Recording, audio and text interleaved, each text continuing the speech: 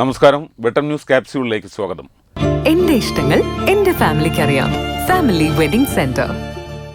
ചീക്കോട് മാങ്കടവ് പൂങ്കുടി ചെറുപുഴയിൽ കാണാതായ വിദ്യാർത്ഥിയെ കണ്ടെത്തി. ബുധനാഴ്ച പുലർച്ചെ 1 മണിയോടെ നാട്ടുകാരുടെ തിരച്ചിലിലാണ് കുട്ടിയെ കണ്ടെത്തിയത്. അപകട സ്ഥലത്തു നിന്നും 700 മീറ്റർ താഴ്ചയിലാണ് കുട്ടിയെ കണ്ടെത്തിയത്.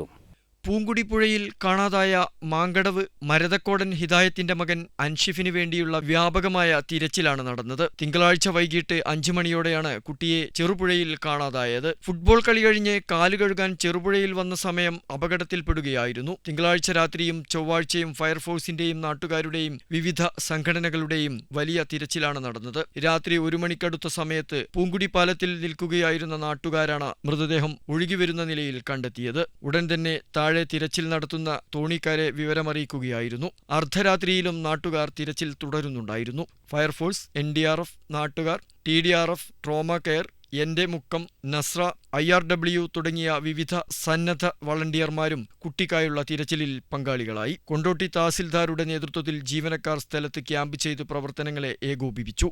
വെട്ടം ന്യൂസ്, കോട്ടക്കൽ. ഏവിയേഷൻ, ടീച്ചേഴ്സ് മേഖലകളിൽ മികച്ച ജോലിയും വരുമാനവും നേടാം. അതും 10 വർഷത്തെ പ്രവർത്തന പാരമ്പര്യം കൊണ്ട് 300-ൽ പരം വിദ്യാർത്ഥികൾക്ക് ഇന്ത്യയിലും വിദേശത്തും ജോലി നൽകിയ ഗ്ലോബൽ അക്കാദമിയിലൂടെ.